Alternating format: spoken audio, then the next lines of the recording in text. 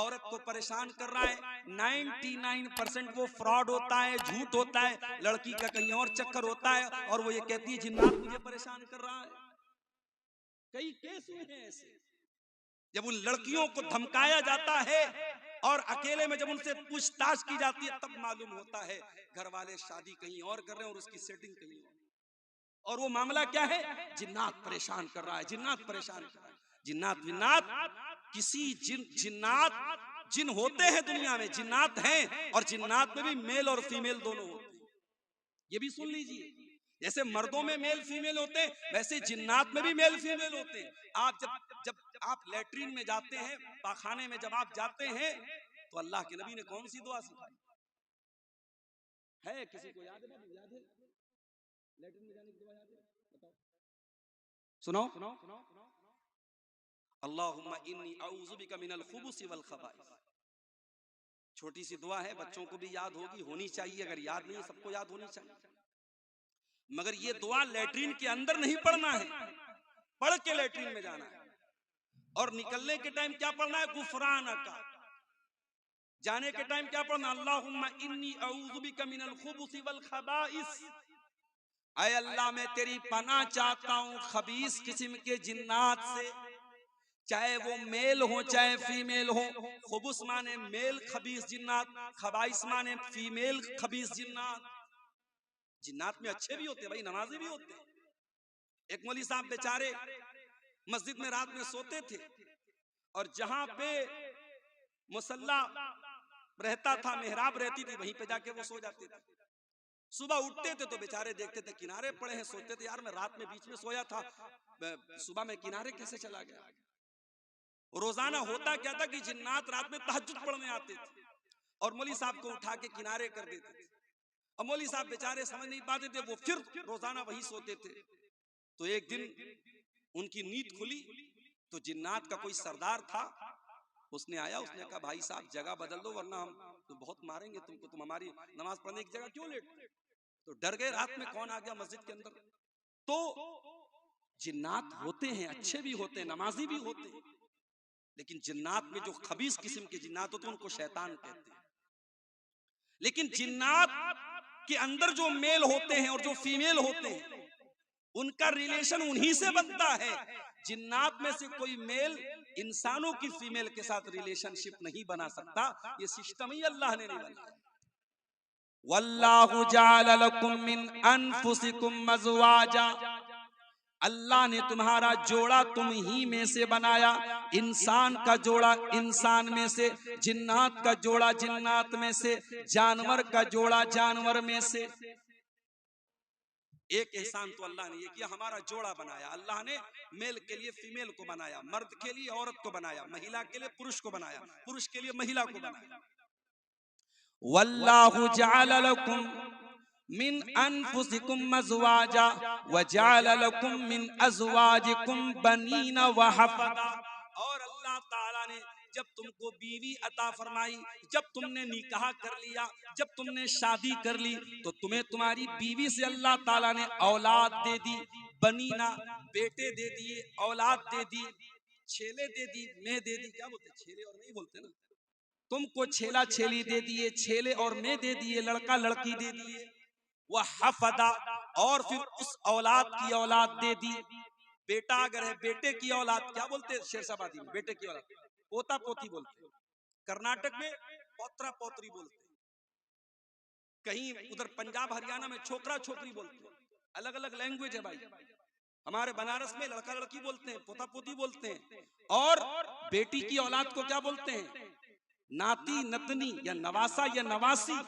तो तुमको ये नवासे नवासी कैसे हुए, तुम्हें पोते कैसे, तुम दादा कैसे बने, तुम नाना कैसे बने, तुम दादा बाद में बने, तुम नाना बाद में बने, पहले तुम शौहर बने। जब तक तुम शौहर नहीं बने, तुम्हारी मैडम जी तुम्हारे घर में नहीं आ गई, तुम्हारी श्रीमती जी, तुम्हारी अहलिया, तुम्हारी बीवी, जब तक वो तुम्हारे घर में नहीं आई, न तुम बाप बने, न तुम दादा बने, न तुम नाना बने। अगर दादा बने, नाना बने, तुमको औलाद मिली, तुमको बेटे मिले, तुमको बेटियां मिली, अल्लाह कह रहा है तुम्हारी बीवी से मिली। इसलिए बीवियों की कदर करो मेरे प्यारे साथ, उनको नौकरानी मत समझो, उनको जानवर मत समझो, उनको गुलाम मत समझो। अल्लाह ने तुम्हारी नस्ल को आगे बढ़ाने के लिए तुम्हारी बीवियों को बनाया है। अगर ये औरत तुम्हारी जिंदगी में ना आए, तुम्हारी नस्लें आगे नहीं बढ़ सकती। न तुम बाप बन सकते हो, न दादा बन सकते हो, न पुत्र, न नाना बन सकते हो। तुम्हें औलाद अगर मिली है तो इन बीवी से। औलाद अल्लाह की बहुत बड़ी नेमत है मेरे साथ।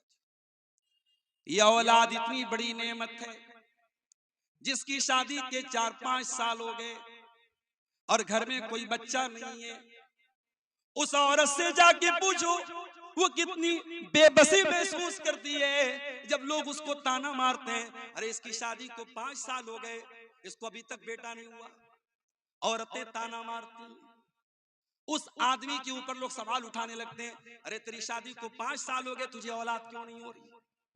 वो बेचारा सफाई देता है, नहीं नहीं मेरे अंदर कोई कमी नहीं है, डॉक्टरों की सारी रिपोर्ट क्लियर है, मेडिकल की सारी रिपोर्ट क्लियर है, डॉक्टर कह रहे हैं बस अल्लाह की मर्जी है, तुम्हें औलाद हो सकती है। ये औलाद कितनी बड़ी नेमत है। उस इंसान से पूछो जिसके घर में बच्चे नहीं हैं, जिसके आंगन में बच्चों की मुस्कुराहट नहीं है, जिसकी गोद में कोई बच्चा नहीं है, उस औरत से जाके पूछो, उस आदमी से जाके पूछो। उसके पास अच्छा सा घर है, उसके घर में कमरे की कमी नहीं, उसके घर में बिस्तर की कमी नहीं है, लेकिन उसके घर में सब होने के बावजूद भी कुछ कमी महसूस हो रही है, कुछ अधूरापन महसूस हो रहा है, बच्चे नहीं है उस घर में। औलाद बहुत बड़ी नेमत है मेरे पास। इसीलिए अल्लाह ताला कुरान के 15वें पारे में कहता है, अल मालु वल बनून ज़ीनतुल हयातिद दुनिया वल बाक़ियातुस सालिहातु खैरुन इंद रब्बिका सवाबन व खैरुन अमला। ऐ मेरे बंदो, माल और औलाद ये दुनिया की खूबसूरती है, दुनिया की जिंदगी की जीनत है, दुनिया की सुंदरता है, दुनिया का आकर्षण है, दुनिया की ब्यूटी है। अगर दुनिया के अंदर से माल को निकाल दो, औलाद को निकाल दो, दुनिया आपके लिए बेरंग हो जाएगी, ब्लैक एंड व्हाइट हो जाएगी। हमारे एक बड़े बुजुर्ग कहते हैं कि दुनिया में 2 चीजें बड़ी अहम है, एक इंसान के पास माल होना चाहिए, एक ताकत होनी चाहिए। पूछा गया क्यों? कहा कि जोर से जंग है, पैसे से रंग है। अगर आपके पास जोर है, ताकत है, आप सामने वाले से जंग कर सकते हैं। ताकत नहीं, जो आएगा मार के पीट के चला जाएगा। और पैसा अगर है तो समाज में आपकी एक धाक रहेगी, एक आपका पावर रहेगा, आपकी एक शक्ति रहेगी। अगर पैसा नहीं है तो कोई आपका कोई रंग नहीं रहेगा। तो जोर से जंग और पैसे से। अल्लाह ताला भी यही बात कह रहा है, अल मालु वल बनून ज़ीनतुल हयातिद दुनिया। ऐ मेरे बंदो, माल भी दुनिया की जीनत है, औलाद भी दुनिया की जीनत है, लेकिन मरने के बाद जब तुम अल्लाह के पास चले जाओगे, ना ये माल तुम्हारे काम आएगा, ना औलाद काम आएगी। वल बाक़ियातुस सालिहात, अल्लाह ताला के यहाँ अगर कोई चीज बाकी रहेगी, तुम्हारी नेकियां बाकी रहेंगी, तुम्हारे अच्छे अमल बाकी रहेंगे। तुमने जो नमाज पढ़ी है, तुमने जो कुरान पढ़ा है, तुमने जो दान पुण्य किया है, तुमने जो सदका खैरात किया है, तुमने जो हज उमरा किया है, अल्लाह ताला के तुम्हारी यही नेकियां बाकी रहेंगी, यही नेकियां काम आए। तो औलाद बहुत बड़ी नेमत है मेरे प्यारे साथ। लेकिन हाँ, ये औलाद अगर आपको मिली है, दुनिया में करोड़ों लोगों को औलाद नहीं मिली। अगर आपके घर में औलाद है और आप बच्चों के बाप हैं, आपके घर में बेटी है, बेटा है, तो मेरी प्यारी माँ और बहनों, आप भी सुन लीजिए और मेरे भाइयों आप भी सुन लीजिए। औलाद बहुत बड़ी नेमत भी है और बहुत बड़ी रिस्पॉन्सिबिलिटी भी है, बहुत बड़ा दायित्व भी है, बहुत बड़ा कर्तव्य भी है, बहुत बड़ी जिम्मेदारी। अल्लाह के प्यारे नबी फरमाते हैं, बड़े गौर से सुनिएगा, कुल्लुकुम राइउन व कुल्लुकुम मसऊलुन अन रइयतिही। तुम में से हर इंसान जिम्मेदार है और उसकी जिम्मेदारी के बारे में कयामत के दिन सवाल किया जाएगा। फर्रजुल राइन अला अहली बैतिही, आदमी अपने घर वालों का जिम्मेदार है और घर वालों के बारे में उसको हिसाब देना पड़ेगा। वल मरातु राइयतुन अला बैति ज़ौजिहा, और औरत अपने घर की जिम्मेदार है, घर के अंदर क्या चल रहा है औरत से पूछा जाएगा। तू 5 टाइम की नमाज पढ़ती, तेरी जवान बेटी रात में क्या करती थी? तेरी जवान बेटी के पास ये महंगा फोन कहां से आया? ये 2-2 हजार का पर्स कहां से आया? तेरी जवान बेटी घर से निकलती थी सुबह, आती थी शाम को, तूने कभी पलट के पूछा नहीं तू कहां गई थी? पूछा जाएगा औरत से, पूछा जाएगा बाप से, पूछा जाएगा मां से। अगर मां बनी हो, अगर बाप बने हो, तो आंखें बंद करके न बैठो मेरे भाइयों, जिम्मेदार मां बाप बनो। अल्लाह ताला ने बहुत बड़ी जिम्मेदारी आपके कंधे पे दी। लोग हदीस सुनाते हैं, मां के पैरों के नीचे जन्नत है, बाप जन्नत का दरवाजा है। वो हदीस है, बिल्कुल सही हदीस है, मैं मानता हूं, मगर एक और हदीस आपको सुनाता हूं, सुन लीजिए। मां के पैरों के नीचे जन्नत है, बाप जन्नत का दरवाजा है, मगर ये हदीस भी कान खोल के सुन लेना। अल्लाह के प्यारे नबी फरमाते हैं, सही मुस्लिम की रिवायत है, मामिन अब्दिन यस्तरईहिल्लाहु रईयतन सुम्मा यमूतु यौमा यमूतु व हुवा गाशुन लिरईयतिही इल्ला हर्रमल्लाहु अलैहिल जन्नह। जो इंसान उसके कंधे पर अल्लाह ताला कोई जिम्मेदारी डाल दे, उसको गार्जियन बना दे, उसको बाप बना दे, उसको माँ बना दे, उसको छेला दे दे, उसको मैं दे दे, वो बेटी का बाप बन जाए, वो बेटे का बाप बन जाए, ये जिम्मेदारी अल्लाह ताला उसके कंधे पे डाल दे, और फिर वो मर जाए इस हाल में कि अपने दायित्व का निर्वहन नहीं कर रहा था, अपनी रिस्पॉन्सिबिलिटी को पूरा नहीं कर रहा था, अपनी जिम्मेदारी को अदा नहीं कर रहा था, बाप होने का फर्ज नहीं निभा रहा था, माँ होने का फर्ज नहीं निभा रही थी, क्या होगा उसका? हर्रमल्लाहु अलैहिल जन्नह। उस माँ के ऊपर, उस बाप के ऊपर जन्नत हराम है, हराम है, हराम है। जन्नत हराम है। आप कहते हैं माँ के पैरों के नीचे जन्नत है, आप कहते हैं बाप जन्नत का दरवाजा है। अल्लाह के नबी कहते हैं, अगर बाप ने बाप होने का हक अदा नहीं किया, अगर माँ ने माँ होने का हक अदा नहीं किया, तो उस माँ के लिए जन्नत हराम है, उस बाप के लिए जन्नत हराम है। मेरे प्यारे साथी, आज मसला क्या है? आज सबके पास मोबाइल है, घर में बच्चों के पास भी मोबाइल, माँ के पास भी मोबाइल, बाप के पास भी मोबाइल है। आज के बच्चों को माँ बाप मोबाइल के जरिए उनकी परवरिश कर रहे हैं। बच्चा खाना नहीं खा रहा है, माँ ने मोबाइल थमा दिया, बच्चा रो रहा है, माँ ने मोबाइल थमा दिया। 3 साल से लेकर के 80 साल तक के आदमी के, इंसान के हाथ में मोबाइल है। आज बाप के पास बच्चों के तरबियत के लिए टाइम नहीं, आज माँ के पास बच्चों की तरबियत के लिए टाइम नहीं है। अरबी का एक शायर कहता है, लैसल यतीमु मन इंतहा अबवाहु मिन हम्मिल हयाती व खल्लफाहु जलीला।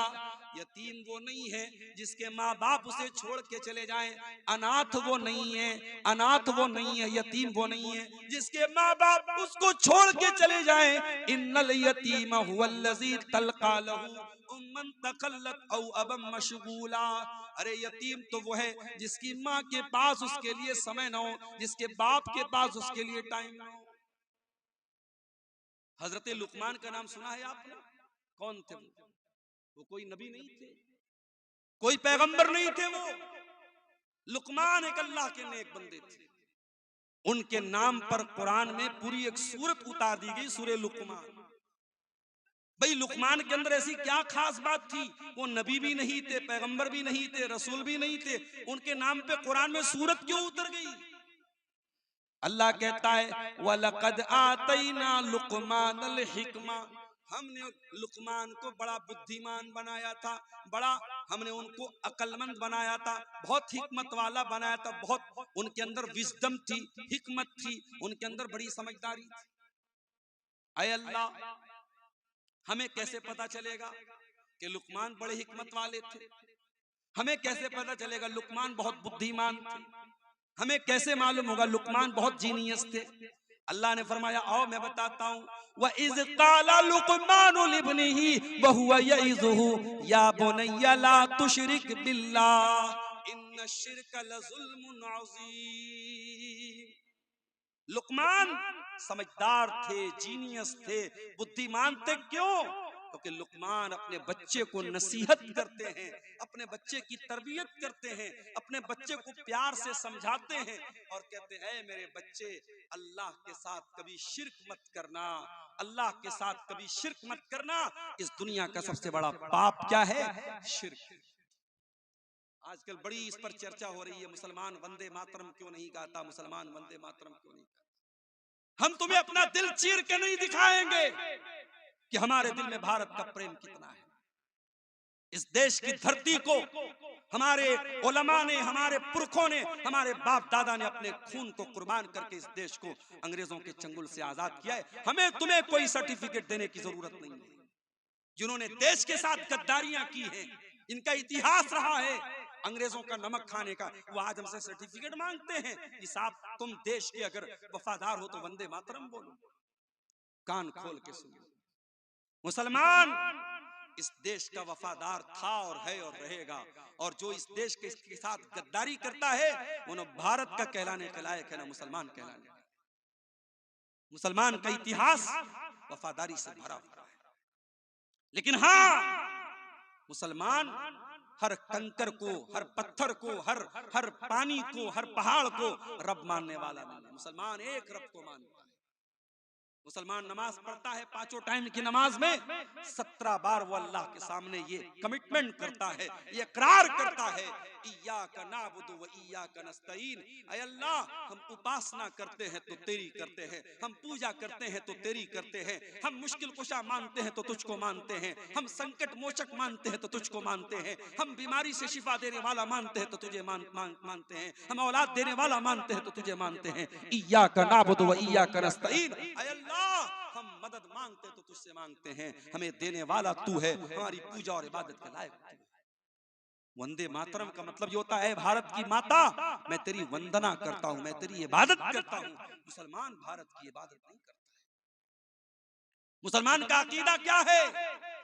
मैं तेरी मोहब्बत में गिरफ्तार हूं, लेकिन मैं तेरी मोहब्बत में गिरफ्तार हूं, लेकिन मैं तुझको खुदा समझूं ये इम्कान नहीं है।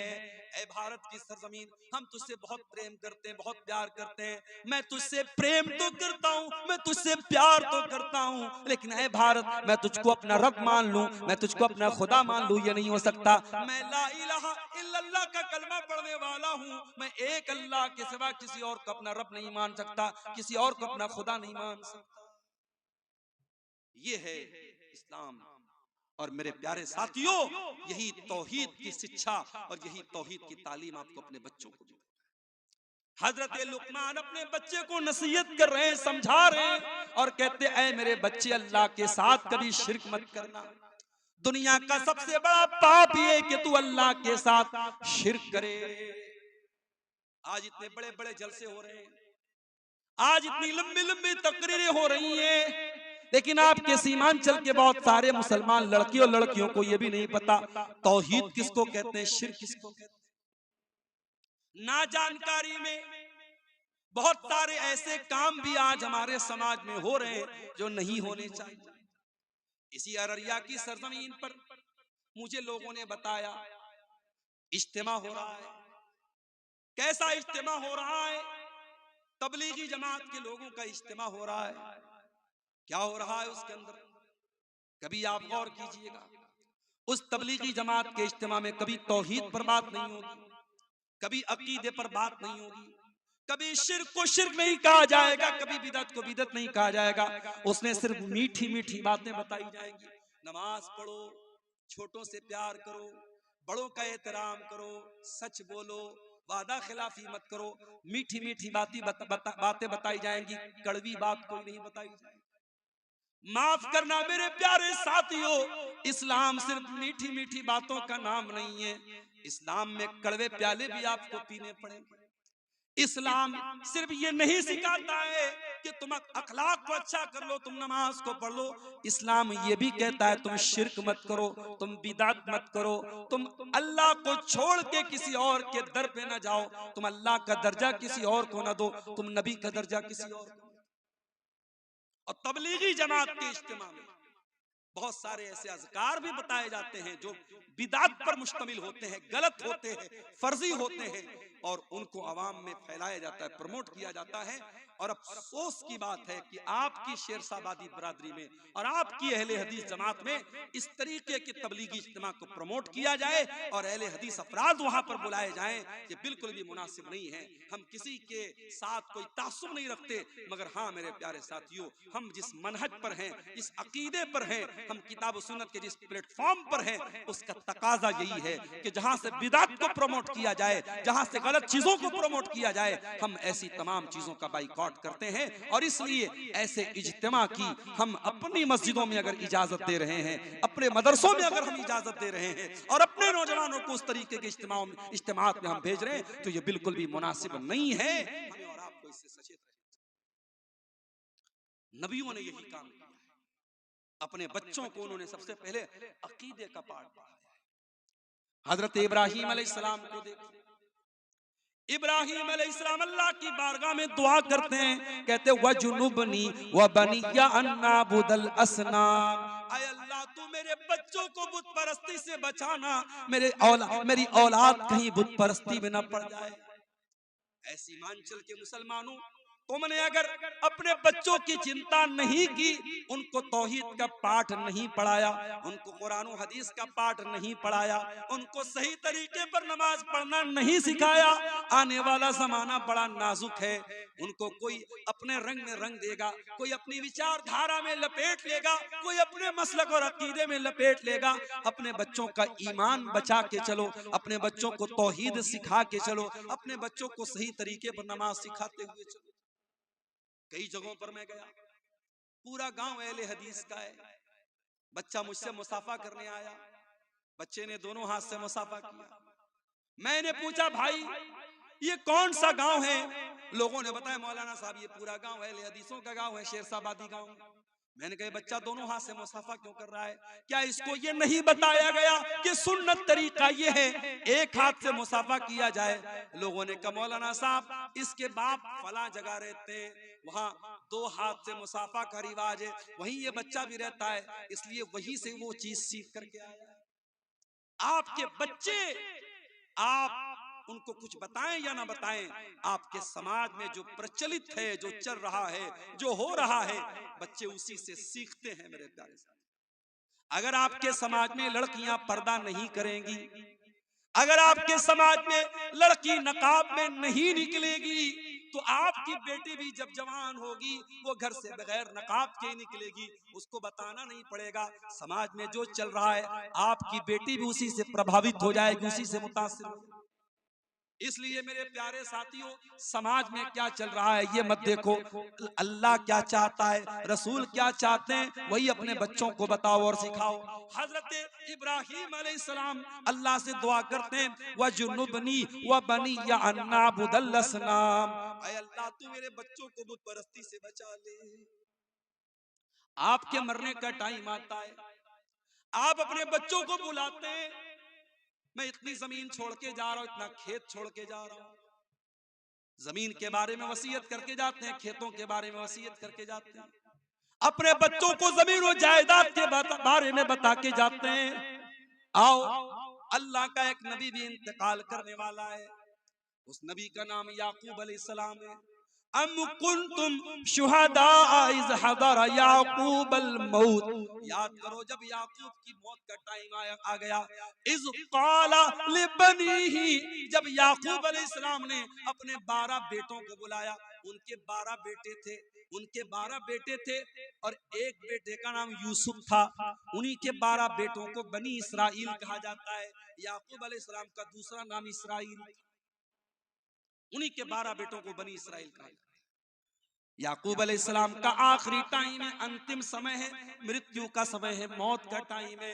अपने 12 बेटों से जो चारपाई के आसपास खड़े हैं, हजरत याकूब क्या पूछते हैं? ये नहीं पूछते मेरे बच्चों मेरे खेत का क्या करोगे, मेरे घर का क्या करोगे, मेरी जायदाद का क्या करोगे। पूछते माता बुदून मिन बादी, ऐ मेरे बच्चों तुम मेरे बाद किसकी इबादत करोगे, किसके आगे सर झुकाओगे, किससे दुआ करोगे, किसके आगे अपनी अपना माथा टेकोगे।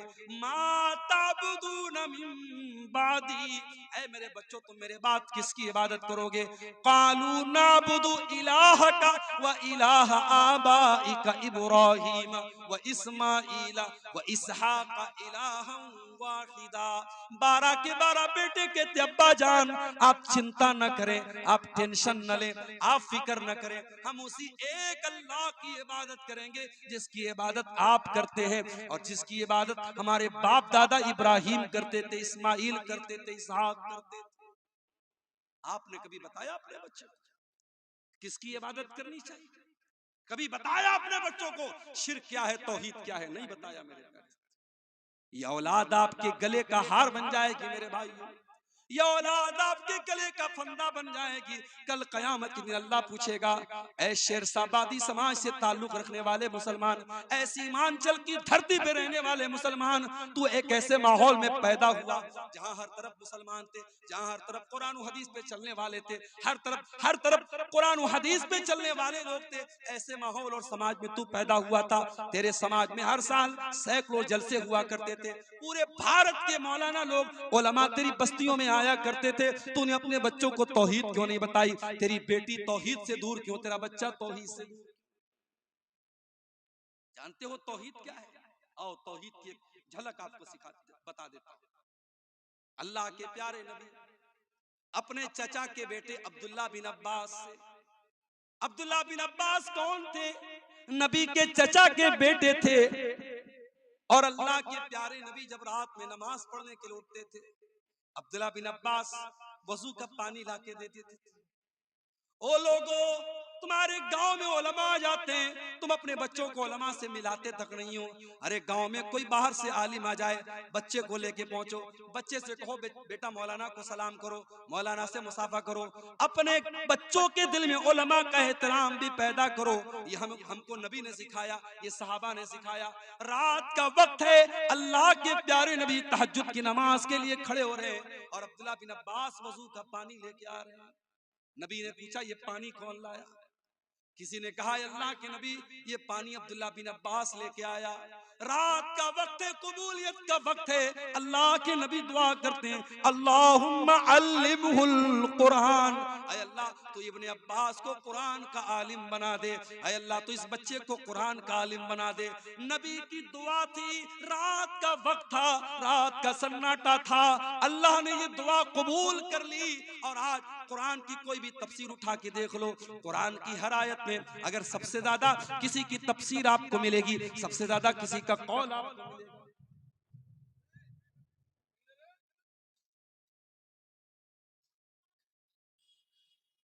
सबसे ज्यादा किसी का कौल आपको मिलेगा तो अब्दुल्ला बिन अब्बास का मिलेगा। इनको तर्जुमानुल कुरान कहा जाता है, इनको हब्रुल उम्मा कहा जाता है, इनको उम्मत का सबसे बड़ा आलिम कहा जाता है, सबसे बड़ा स्कॉलर कहा जाता है। अब्दुल्ला बिन अब्बास नबी अकरम के चचा के बेटे हैं, नबी अकरम सल्लल्लाहु अलैहि वसल्लम के भाई हैं और अल्लाह के प्यारे नबी सल्लल्लाहु अलैहि वसल्लम सवारी के ऊपर सवार हैं और पीछे अब्दुल्ला बिन अब्बास बैठे हैं और 8 साल के या 10 साल के बच्चे हैं अब्दुल्ला बिन अब्बास।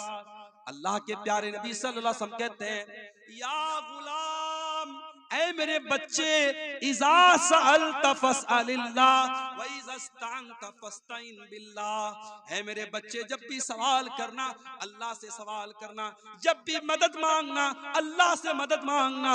इहफज़िल्लाह यहफज़का इहफज़िल्लाह तजिदहु तुजाक, ऐ मेरे बच्चे तू अल्लाह के कानून की रक्षा करना, तू अल्लाह के संविधान की रक्षा करना, तू अल्लाह के कानून की हिफाजत करना, अल्लाह तेरी हिफाजत करेगा। क्या प्यारी बात कह दी अल्लाह। भारत का मुसलमान अगर अपनी रक्षा करना चाहता है, अल्लाह के कानून की रक्षा करे, बीमार दवाई खाता नहीं, बदनाम तबीब का नाम हुआ। हुए काम बुरे तो मुसलमान से, बदनाम बेचारा इस्लाम हुआ। हम कदम कदम पे अल्लाह के कानून को तोड़ रहे हैं, हम अल्लाह के कानून से बगावत कर रहे हैं, और उसके बाद हम ये शिकायत कर रहे हैं अल्लाह हमारी रक्षा क्यों नहीं कर रहा, अल्लाह हमारी हिफाजत क्यों नहीं कर रहा। अल्लाह के नबी अब्दुल्ला बिन अब्बास से कहते हैं, एहफज़िल्लाह यहफज़का, तू अल्लाह की हिफाजत कर, अल्लाह तेरी हिफाजत करेगा। एहफज़िल्लाह तजिदहु तुजाहक, तू अल्लाह की हिफाजत कर, अल्लाह तेरे सामने होगा। जब तू अल्लाह के दीन की हिफाजत करेगा, जब तू अल्लाह के कानून की हिफाजत करेगा, जब तू अल्लाह के हलाल को हलाल जानेगा, जब तू अल्लाह के हराम को हराम जानेगा, ऐ मेरे बच्चे, अल्लाह तेरी मदद को हमेशा तेरे सामने होगा। और अगला जुमला सुन लो, ओ बिहार के मुसलमानों, बड़ी चिंता में पड़े हो, अब क्या होगा तब क्या होगा। बिहार वाले यूपी वालों के बारे में पूछते हैं आपके यहाँ क्या हालात चल रहे हैं। सुन लो, अल्लाह के प्यारे नबी 8 साल के बच्चे को क्या मैसेज दे रहे हैं। काश कि भारत के मुसलमानों तुमने ये मैसेज ले लिया होता, ये पैगाम तुमने समझ लिया होता। अल्लाह के नबी कहते हैं, वअलम अन्नल उम्मता लविज्तमाअत अला अन यनफऊका बिशैइन, ऐ मेरे बच्चे, सारी दुनिया मिल करके अगर तुझे कोई फायदा पहुंचाना चाहे, ला यनफऊका, तो तुझे कोई फायदा नहीं पहुंचा सकती, इल्ला बिशैइन कद कतबहुल्लाहु लक, सिवाय उसके जो तेरी तकदीर में लिखा है। तकदीर से बढ़ के तुझे कोई फायदा मिलने वाला, कोई लाभ मिलने वाला, कोई प्रॉफिट मिलने वाला नहीं है। और अल्लाह ने अगर तेरे मुकद्दर में कोई नुकसान लिख दिया है, सारी दुनिया मिल करके तुझे उस नुकसान से नहीं रोक सकती। उतना ही नुकसान तुझको पहुंचेगा जितना नुकसान अल्लाह ने तेरी तकदीर में लिख दिया है। रुफियतिल अक़लाम व जफ़्फ़तिस सुहुफ़, अल्लाह ने तकदीर का जो कलम, जिस कलम से तकदीर को लिखा था, वो कलम उठा लिए गए, और तकदीर जिस कागज पे लिखी गई वो कागज सूख चुका है। तकदीर फाइनल हो चुकी है, अब तकदीर चेंज होने वाली नहीं है। मेरे प्यारे साथियों, अल्लाह के नबी 8 साल के बच्चे को ये सबक, आपका बच्चा आपके साथ खाना खाने बैठता है, आपने अपने बच्चे को कितनी मर्तबा खाना खाने का तरीका बताया। हजरत सलमा कहते हैं, मैं अल्लाह के नबी के साथ बैठा हुआ था, मैं बाएं हाथ से खाना खाने लगा, अल्लाह के प्यारे नबी ने फरमाया, कुल बे यमीनिक, ऐ बच्चे दाहिने हाथ से खाना खा, वकुल बिस्मिल्लाह, और बिस्मिल्लाह पढ़ के खाना खा, वकुल मिम्मा यलीका, और अपने सामने से खाना खा, पूरी प्लेट में तू हाथ मत घुमा। हजरत सलमा कहते हैं, अल्लाह के प्यारे नबी ने मुझे खाने का जो तरीका बता दिया, सारी जिंदगी मुझे वो तरीका याद रहा, और उसी तरीके पर मैं खाना खाता रहा। बच्चों की आप तरबियत जैसी करेंगे मेरे प्यारे साथियों, बच्चे उसी सांचे में ढलते चले जाएंगे। और ये भी याद रखिए, औलाद को सुधारना है तो पहले अपने आप को सुधारना। अगर आप नशा करेंगे, बच्चे से बीड़ी मंगवाएंगे, बच्चे से सिगरेट मंगवाएंगे, बच्चे से मधु मंगवाएंगे, बच्चे से गुटखा मंगाएंगे, बच्चा आपको जो चीजें ला के दे रहा है, कल वो चीजें अगर बच्चा खुद इस्तेमाल कर रहा है तो इसमें हैरान होने की कोई जरूरत नहीं। आप अगर अपने बच्चों को सिगरेट से रोकना चाहते हैं, बीड़ी से रोकना चाहते हैं, गुटखा से रोकना चाहते हैं, तो आपको खुद रुकना पड़ेगा। और मैं कहना चाहूंगा अपने समाज के उन नौजवानों से जो किसी भी प्रकार का नशा करते हैं, चाहे वो शराब का नशा हो, चाहे वो ड्रग्स का नशा हो, चाहे वो सिगरेट का नशा हो, चाहे वो बीड़ी का नशा हो, चाहे वो गुटखा का नशा हो, अपने नौजवानों से कहना चाहूंगा, क्यों अपने आप को हलाक कर रहे हो, क्यों अपने शरीर को बर्बाद कर रहे हो। अरे ये नशा करते करते इस एक दिन तुम बर्बाद हो जाओगे, तुम्हारा शरीर छलनी हो जाएगा, न तुम बीवी के काबिल बचोगे, न बच्चों के बाप बनने के काबिल बचोगे, न जमीन पे चलने के काबिल बचोगे। जाओ कैंसर हॉस्पिटलों में जाके देखो, सिगरेट पीने वाले और गुटखा खाने वाले हजारों की तादाद में आपको कैंसर की बीमारी में मुब्तला मिलेंगे। क्यों? अपने आप को आत्महत्या की तरफ और सुसाइड की तरफ लेके जा रहे हो। ऐ शराब पीने वाले इंसान, ये शराब जिसे तेरी शरीयत में उम्मुल खबाइस कहा गया, तमाम बुराइयों की जड़ कहा गया, और जिस शराब को पी करके जब तू अपने घर में आएगा तो इस बात की गारंटी नहीं है कि तेरा हाथ तेरी बीवी के दामन तक जाएगा, या तेरी माँ के गरेबान तक जाएगा, या तेरी बहन के गरेबान तक जाएगा। जिस शराब को पी करके तू हलाल और हराम को भूल सकता है, ऐ मुसलमान, अल्लाह के वास्ते उस शराब की लानत को छोड़ दे। और अगर तू ये कहता है कि नहीं मुझे तो शराब की लत लग चुकी है, मुझे तो गुटखे की लत लग चुकी है, तो आओ मैं तुम्हें बताता हूँ। सब मदीना के अंदर सहाबा शराब पिया करते थे, शराब की लत थी उनको, शराब उनके दस्तरखान पे रखी रहती थी। मगर जब कुरान की आयत नाजिल होती है, सूरे मायदा की आयत नाजिल होती है, या अय्युहल्लज़ीना आमनू इन्नमल खम्रु वल मैसिरु वल अंसाब, ऐ ईमान वालो, ये शराब, ये जुआ, वल अज़लाम, और ये किस्मत का हाल मालूम करने के लिए जो तुम पासे फेंकते हो, वल वल इन्नमल खम्रु वल मैसिरु वल अज़लाम, फरमाया ये तमाम की तमाम चीजें रिजसुम मिन अमलिश शैतान, ये आस्ताने वल अंसाब, ये आस्ताने, ये सब गंदे काम है, शैतान के काम है। फजतनिबूहु लअल्लकुम तुफलिहून, ऐ ईमान वालो शराब से बचो, जुए से बचो, इन तमाम हराम चीजों से बचो, तुम कामयाब तभी हो सकते हो। इन्नमा युरीदुश शैतानु अन युकिया बैनकुमुल अदावत वल बग़ज़ा फिल खम्रि वल मैसिर, ऐ ईमान वालो शैतान तो यही चाहता है तुम शराब पी के बहक जाओ, तुम जुए के चक्कर में एक दूसरे को मारना पीटना शुरू कर दो, तुम शराब पियोगे तो एक दूसरे से लड़ाई करोगे, झगड़ा करोगे। वयसुद्दकुम अन ज़िक्रिल्लाहि व अनिस सलाह, शैतान तो यही चाहता है तुम शराब के चक्कर में नमाज छोड़ दो, तुम जुए के चक्कर में नमाज छोड़ दो। फहल अंतुम मुंतहून, तो ऐ ईमान वालो तुम शराब को छोड़ोगे या नहीं छोड़ोगे, तुम नशे को छोड़ोगे या नहीं छोड़ोगे। जब कुरान की आयत नाजिल हुई, नबी के साहबा ने ऐलान कर दिया, इंतहाइना इंतहाइना, ऐ अल्लाह हम शराब को अब हाथ नहीं लगाएंगे, हम जुए को अब हाथ नहीं लगाएंगे। सहाबा ने अपने घर से शराब के बर्तन निकाल दिए, शराब के प्याले निकाल दिए, जिस घड़े में वो शराब रखते थे, जिस बर्तन में वो शराब रखते थे, उन्होंने बर्तन को भी तोड़ दिया, बर्तन को भी फेंक दिया। तुम ये कहते हो हमको लत लग गई, सहाबा को भी लत थी, मगर जब अल्लाह की मोहब्बत और रसूल की मोहब्बत आ जाए मेरे प्यारे साथियों, उसके बाद इंसान कोई बहाना नहीं करता है, कोई एक्सक्यूज नहीं करता है। ये तेरी मोहब्बत का इम्तिहान है, तुझे शराब से ज्यादा मोहब्बत है या अल्लाह से ज्यादा मोहब्बत है, तुझे सिगरेट से ज्यादा मोहब्बत है या अल्लाह से ज्यादा मोहब्बत है। अगर तू सिगरेट छोड़ने को तैयार नहीं है, तू शराब छोड़ने को तैयार नहीं है, तू गुटखा छोड़ने को तैयार नहीं है, इसका मतलब ये हुआ कि तेरे दिल में अल्लाह की मोहब्बत कम है, सिगरेट की ज्यादा है, शराब की ज्यादा है, गुटखे की ज्यादा है। और मेरा अल्लाह कुरान में कहता है, वल्लज़ीना आमनू अशद्दु हुब्बन लिल्लाह, ईमान वाले सबसे ज्यादा अगर मोहब्बत करते हैं तो अल्लाह से करते हैं। आपको अपने ईमान का जायजा लेने की जरूरत है, अपने ईमान पर नजरसानी करने की जरूरत है। औलाद की तरबियत करो मेरे भाई, औलाद को नेक बनाना है, पहले अपने आप को नेक बना लो। कल जुमा का दिन है, सूरह कहफ आप पढ़ेंगे, सूरह कहफ में एक वाकया अल्लाह ने बयान किया। हजरत मूसा अलैहिस्सलाम और हजरत खज़िर अलैहिस्सलाम दोनों जा रहे थे और दोनों का गुजर एक बस्ती के पास से हुआ। बस्ती वाले बड़े कंजूस और बखील थे। इन दोनों ने बस्ती वालों से खाना मांगा, दोनों भूखे थे, प्यासे थे, इन्होंने खाना मांगा। फ़अबौ अन युदय्यिफूहुमा, तो वो बस्ती वालों ने खाना देने से इनकार कर दिया। कुछ लोग होते हैं बड़े कंजूस लोग, रात में 2 बजे भी मुकर्रिर तकरीर करने पहुंचे। इसी सीमांचल में ऐसा भी मेरे साथ हुआ, मैं पहुंचा, लोगों ने कहा मौलाना साहब पहले खाना खा लीजिए, और खाना लाए, गरम गरम खाना, ताजा ताजा खाना जो उन्होंने तैयार करके रखा था उलमा। और कहीं ऐसा भी हुआ, मैं रात में पहुंचा हूं तो पता लगा साहब रोटी भी खत्म है, चावल भी खत्म है, गोश्त भी ठंडा है। मैंने कहा भैया गरम करके ले आओ, तो कोई गरम करने वाला नहीं है, कोई चूल्हा नहीं है। और फिर कहीं ऐसा भी हुआ खाना ही खत्म हो गया। तो होता है मेरे भाई, समाज में हर तरीके के लोग होते हैं।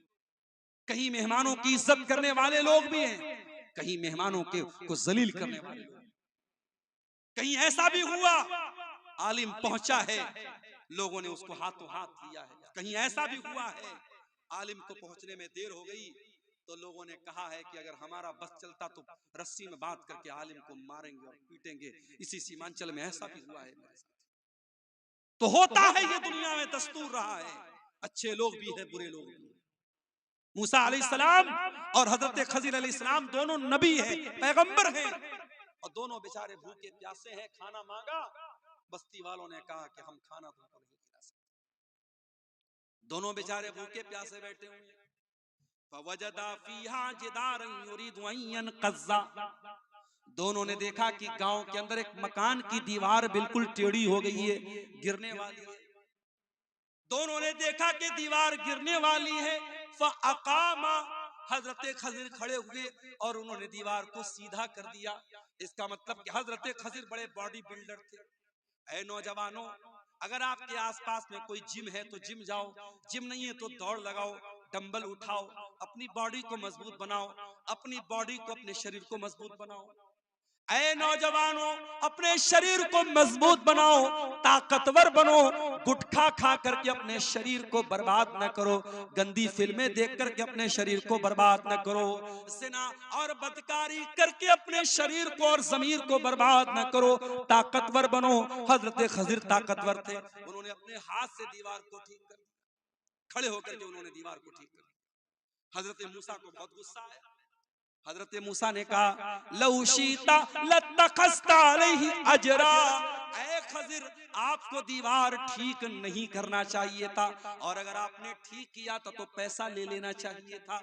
आपको पहले पैसा तय कर लेना चाहिए था, उसके बाद आपको ये काम करना चाहिए। हजरत खज़िर ने कहा, क्या कहा? कहा व अम्मल जिदारु फकाना ले गुलामैनी यतीमैन फिल मदीनती व काना तहतहु कंजुल लहुमा। ऐ मूसा, वो जो दीवार थी वो दो यतीम बच्चों के मकान की दीवार थी। उस मकान में दो यतीम बच्चे रहते थे, दो अनाथ बच्चे रहते थे, उनका बाप मर चुका था। वकाना अबूहुमा सालिहा, लेकिन बाप बहुत नेक था, बाप बहुत दीनदार था, और बाप ने मरने से पहले अपने बच्चों के लिए दीवार के नीचे खजाना छुपा करके रखा था। अगर दीवार गिर जाती, खजाना सामने आ जाता और गांव वाले लूट लेते। फ़अरादा रब्बुका अन यब्लुगा अशुद्धहुमा व यस्तखरिजा कंज़हुमा। अल्लाह ने मुझको हुक्म दिया कि ऐ खज़िर, जा के दीवार ठीक कर दो। नेक बाप था, नेक बाप के अनाथ बच्चे हैं, बाप का खजाना लुट जाएगा। अल्लाह ने मुझको उनके खजाने को बचाने का हुक्म दिया। पता ये चला कि बाप अगर नेक हो तो अल्लाह ताला औलाद की हिफाजत मरने के बाद भी, बाप के मरने के बाद भी करेगा। ऐ औलाद के लिए जमीन खरीदने वालों, ऐ जायदाद खरीदने वालों, ऐ LIC की पॉलिसी लेने वालों, ऐ लाइफ इंश्योरेंस कराने वालों, ऐ बीमा कराने वालों, आओ मैं तुमको सबसे बेहतरीन इन्वेस्टमेंट बता रहा हूं। सबसे क्यों डिस्टर्ब, हटा दीजिए ना उसको वहां से। आप अगर अपने बच्चों के लिए इन्वेस्टमेंट करना चाहते हैं मेरे प्यारे साथियों, सबसे बड़ा इन्वेस्टमेंट क्या है? आप खुद नेक बन जाएंगे। और एक बात बोलूं, जब हम नेक बनेंगे तो इंशाअल्लाह जन्नत में भी विद फैमिली जाएंगे। जब मेरे घर में शादी का कार्ड आता है और शादी पर लिखा रहता है अब्दुल गफ्फार सलफी विद फैमिली, तो बच्चे बहुत खुश हो जाते हैं कि आज हमें अपने अब्बू के साथ, अपने पापा के साथ हमें शादी में जाना है, दावत में जाना है। अभी नेपाल में एक प्रोग्राम था मेरा, बहुत दिनों से फैमिली की ख्वाहिश थी कि कभी नेपाल की साइड में, सीमांचल की साइड में उनको लेके चलूं। तो नेपाल में प्रोग्राम था, मैंने छोटी वाली बच्ची को ले लिया और अहलिया को ले लिया। अब जब वहां पहुंचा हूं गांव में, ऐसा लगा कि गांव के लोगों ने पहली मर्तबा किसी औरत को देखा है। मेरी वाइफ जहां जिस घर में ठहरी थी, पूरे गांव की औरतें वहां आके लाइन से कमरे में जा रही हैं और मेरी वाइफ को देख रही। मेरी वाइफ बेचारी परेशान, लंबा सफर करके आई है, वो आराम करना चाह रही, कंबल ओढ़ रही है, औरतें आके कंबल हटा रही, नहीं हमें आपको देखना है। मेरी वाइफ परेशान। और उसके बाद नेपाल में भी यही हाल हुआ। फिर उसके बाद अगले दिन इंडिया में, अररिया में, उसी बॉर्डर के करीब में प्रोग्राम था, वहां भी यही हाल हुआ। मेरी वाइफ ने कहा कि आज के बाद आप मुझको लेके मत आइए। बच्ची को लेके मैं स्टेज पर पहुंचा, अब यूट्यूबर लोगों को मौका मिल गया, फोटो लेने लगे बच्ची के साथ मेरा। अगले दिन यूट्यूब पे थंबनेल आ गया, अब्दुल गफ्फार सलवी अपनी बेटी को लेके आया, नेपाल में अपनी बेटी को लेके आया। अब ये बेचारे थंबनेल बनाने वाले, ये भी इनको नहीं मालूम कि हम लेके आया लिखना चाहिए कि लेके आना आए लिखना चाहिए। और बेटी आया कि बेटी आई, जिनको आया और आई का फर्क नहीं पता, वो भी बेचारे यूट्यूबर बन गए, चैनल बना लिया और हर गली नुक्कड़ पे यूट्यूबर बन गए हैं। और हम अगर बोलते हैं तो अब बुरा भी लगता है। शायर कहता है कि आप ही अपनी अदाओं पे जरा गौर करें, हम मगर अर्ज करेंगे तो शिकायत होगी। यूट्यूबर बने आप, लेकिन थोड़े जिम्मेदारी के साथ बने। मैं बार बार कहता हूं कि थंबनेल अच्छे हों, ढंग के हों, जो लाइन लिखें आप ठीक ठाक लिखें। अब किसी तकरीर में मैंने कहा कि भाई औरत को मेकअप नहीं करना चाहिए, तो अब यूट्यूबर लोग थंबनेल पे खूबसूरत औरत का, लिपस्टिक वाली औरत का फोटो लगा के नीचे लिखते हैं मेकअप करने वाली औरतों का अंजाम क्या होगा। एक साहब ने मुझको फेसबुक पर कमेंट में कहा कि ये आपने तकरीर बहुत अच्छी की, लेकिन औरत का फोटो क्यों लगाया। मैंने कहा भैया कसम ले लो मैंने नहीं लगाया, यूट्यूबर हजरात लगाते, भाई मैं इसका जिम्मेदार नहीं हूँ। अच्छा, मेरे नाम से बहुत सारे पेज भी बना के रखे इन लोगों ने फेसबुक पर, अब्दुल गफ्फार सलफी तकरीर, अब्दुल गफ्फार सलफी पेजेस और अब्दुल गफ्फार सलफी जो है लेक्चर्स, और मेरे नाम से पेज बने हैं। किसी के 40,000 फॉलोअर है, किसी के 1 लाख फॉलोअर है, और फेसबुक पर मेरी तकरीरें चल रही हैं, उसमें उल्टे सीधे थंबनेल हैं, मुझे खुद नहीं मालूम। लोग मुझसे मैसेज करके पूछते हैं कि आपने ऐसा थंबनेल क्यों डाला, आपने ऐसी फोटो क्यों डाली। तो मेरे प्यारे साथियों, हम अच्छी जगहों पे जाते हैं, परिवार लेके जाते हैं। दार्जिलिंग आपके यहाँ से करीब है, आप कभी दार्जिलिंग घूमने जाते हैं, बीवी को लेके जाते हैं, बच्चों को लेके जाते हैं। कभी आप आगरा का ताजमहल देखने जाते हैं तो बीवी को लेके जाते हैं। आप नहीं चाहते हैं कि जन्नत में भी आप जाएं तो सब परिवार जाएं, अपने परिवार के साथ जाएं, अपनी फैमिली के साथ जाएं। अगर आप जाना चाहते हैं तो आइए, मैं तरीका आपको बताता हूँ, कुरान आपको तरीका बताता है। वल्लज़ीना आमनू वत्तबअतहुम ज़ुर्रिय्यतुहुम बिईमानिन अलहक़ना बिहिम ज़ुर्रिय्यतहुम वमा अलतनाहुम मिन अमलिहिम मिन शै। अगर बाप ईमान वाला है, बाप अगर नेक है, बाप अगर दीनदार है, अल्लाह ताला जन्नत में उसकी औलाद को उसके साथ मिला देगा। अल्लाह परिवार के साथ रखेगा, अल्लाह बेटों को बाप के साथ रखेगा। अगर बाप दीनदार है और औलाद भी अपने बाप के तरीके पर चल रही है। सऊदी अरब की सरजमीन पर एक बहुत पैसे वाला आदमी था, उसने एक दुकान खोली, दुकान का नाम उसने अलबैक रखा। अलबैक में उसने एक चिकन को फ्राई करके बेचना शुरू किया।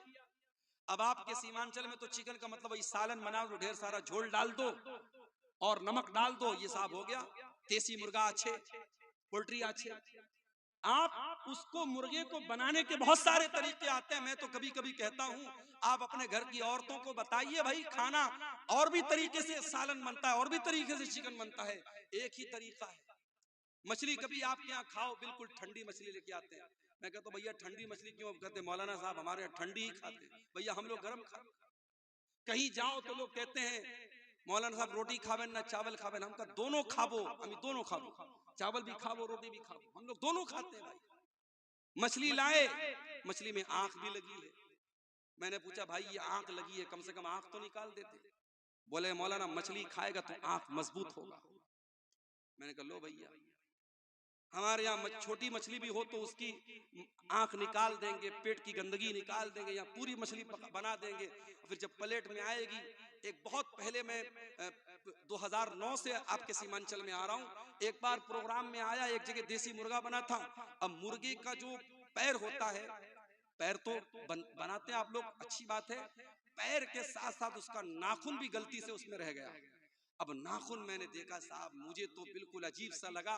कई दिनों तक तो मुझे मुर्गा खाने का मन ही नहीं करना। तो खाना बनाने के भी बहुत सारे तरीके होते हैं। आप अपने घर की औरतों को बताएं, आज यूट्यूब पर मौजूद है, आप चिकन बनाने के सैकड़ों तरीके हैं, आप अलग अलग रेसिपीज से बनाएं मेरे प्यारे साथी, अलग अलग तरीके से आप बनाएं। आप देखें कि खाने पीने के ये तरीके जो होते हैं, ये आपको आपकी फैमिली को, आपके परिवार को मेरे प्यारे साथियों अच्छे लगते हैं। और इंसान जब अच्छी चीजें खाता है सोचता है परिवार के साथ खाऊं। क्या आप नहीं चाहेंगे कि जन्नत में भी आप अपने परिवार के साथ जाएं? कुरान कहता है वल्लज़ीना आमनू वत्तबअतहुम ज़ुर्रिय्यतुहुम बिईमानिन, जो ईमान वाले लोग हैं और उनकी औलाद भी उनके नक्शे कदम पे चलने वाली है और औलाद भी उनके तरीके पर चलेगी, हम जन्नत में उनके परिवार के साथ उनको रखेंगे। मेरे प्यारे साथियों, आप नेक बन जाइए, आप दीनदार बन जाइए, आपके बच्चे ऑटोमेटिक नेक बनेंगे और दीनदार बनेंगे। आज हालात क्या है? कितने घर हैं जहां एक आदमी भी नमाज पढ़ने वाला नहीं, एक आदमी भी नमाज पढ़ने वाला नहीं है। पूरा घर बहुत शानदार बना है, टाइल्स भी बिछाए गए हैं, बहुत बेहतरीन पेंट भी लगाया गया है, घर में झूमर भी लटकाया गया है, मसेरी भी बहुत बेहतरीन बनाई गई है, बहुत अच्छा फर्नीचर भी बनाया गया है। लेकिन उस घर में मेरे प्यारे साथियों अगर अल्लाह का कोई नाम लेने वाला नहीं, अगर अल्लाह का कोई जिक्र करने वाला नहीं है, वो घर मुर्दा है, मुर्दा है, मुर्दा है। अल्लाह के प्यारे नबी फरमाते हैं मसलुल बैतिल्लज़ी युज़करुल्लाहु फीही वल बैतिल्लज़ी ला युज़करुल्लाहु फीही, जिस घर में अल्लाह का नाम लिया जाए वो घर जिंदा है और जिस घर में अल्लाह का नाम ना लिया जाए वो घर मुर्दा है। मेरे प्यारे भाइयों, आपके घर में टाइल्स हो या ना हो, आपके घर में झूमर हो या ना हो, आपके घर में आरामदेह बिस्तर हो या ना हो, लेकिन कोशिश ये करो कि आपका घर मुर्दा ना हो जाए। अपने घर को नमाज से जिंदा रखो, अपने घर को अल्लाह के जिक्र से जिंदा रखो। और जब घरवाली तलाश करो, आजकल घरवाली कहां तलाश की जा रही है? इंस्टाग्राम पे। अरे जो इंस्टाग्राम चला रही है वो तुझको कितना चलाएगी तू ये सोच। जो फेसबुक चला रही है, जो सोशल मीडिया पर आईडी बना के चला रही है, वो कल तुझको कितना उंगली पर नचाएगी तू सोच। अब तो वो दौर आ गया कि साहब मैंने सुना है कि एक एक लड़के की और एक एक लड़की की कई कई आईडी होती है और कितने लड़के लड़की की आईडी बना के अपने ही दोस्तों को बेवकूफ बना के एक एक साल का रिचार्ज करवा लेते। सब चल रहा है मार्केट में। जिसके मोबाइल में रिचार्ज खत्म हो गया, लड़की के नाम की आईडी बनाया, दूसरे दोस्त को मैसेज किया, हाय हेलो किया, सलाम भेजा, और उसके बाद जब देखा कि हाँ मामला बन गया है, अरे यार मेरे मोबाइल पे एक साल वाला रिचार्ज करा दो, 800 रुपये का या कितने का 3600 का शायद रिचार्ज आता, रिचार्ज करा दिया, आईडी खत्म, बात खत्म। ये चल रहा है मार्केट। मेरे प्यारे साथियों, जब आप निकाह के लिए रिश्ता तलाश करें, मैं माफ कीजिएगा नौजवानों से नहीं कह रहा हूं, उनके गार्जियन से कह रहा हूं, क्योंकि इस्लाम ने आपका रिश्ता तय करने की अथॉरिटी आपके माँ बाप को दी है। इस्लाम की ये तालीम नहीं है कि आप जाकर के रिश्ता तलाश करें। जब मेरी प्यारी माँ बहनों अपने घर के लिए बहू तलाश करने जाओ या अपनी बेटी के लिए दामाद तलाश करने जाओ, अल्लाह के नबी क्या फरमाते हैं? आपने फरमाया इज़ा खतब इलैकुम मिम्मन तरज़ौन दीनहु व खुल्क़हु, जब तुम्हारे लड़का लड़की के लिए अच्छा रिश्ता आ जाए, दीनदार रिश्ता आ जाए, फज़व्विजूहु, तो जल्दी से तुम निकाह कर दो। इल्ला तफालू, अगर तुम ऐसा नहीं करोगे तकुन फितनतुन फिल अर्दि व फसादुन अरीद, तो जमीन के अंदर बहुत फितना और फसाद फैल जाएगा। आज कितनी खूबसूरत, कितनी कितनी दीनदार बच्चियां हैं, कितनी दीनदार लड़कियां हैं, अगर उनकी शक्ल सूरत में कुछ कमी हो जाए, किसी की हाइट थोड़ी कम हो जाए, किसी का रंग थोड़ा हल्का सांवला हो जाए, वो लड़कियों के रिश्ते नहीं लगते। मेरे प्यारे साथियों, वो जितनी भी पांचों टाइम की नमाजी हो, आलिमा हो, मदरसे की बड़ी हो, लेकिन लोग रंग पे मरते हैं, लोग सूरत पे मरते हैं। शायर कहता है इस दौर के आदमी अधूरे हैं, सूरतें तो मिलती हैं, सीरतें नहीं मिलती। इस दौर के लोगों ने आज सूरतों को मेयार बना के रखा है, सीरत को मेयार नहीं बनाया है। नतीजा ये है कि अच्छी दीनदार और कैरेक्टर वाली बच्चियां बेचारी वो बैठी हैं, और जो कैरेक्टरलेस है, खूबसूरत है, उसकी खूबसूरती में लोग मर मिटे हैं।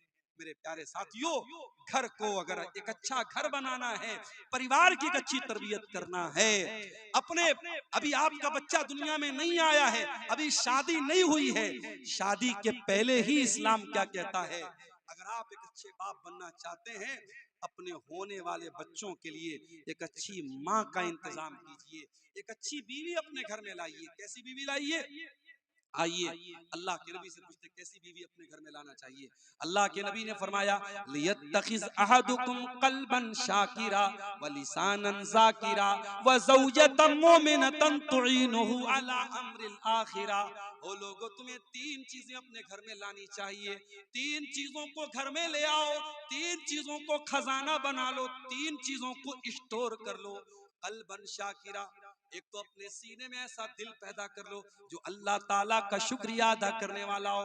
व लिसानन ज़ाकिरा, और ऐसी ज़बान अपने मुंह में पैदा कर लो जो हर हाल में अल्लाह ताला का जिक्र करने वाली हो।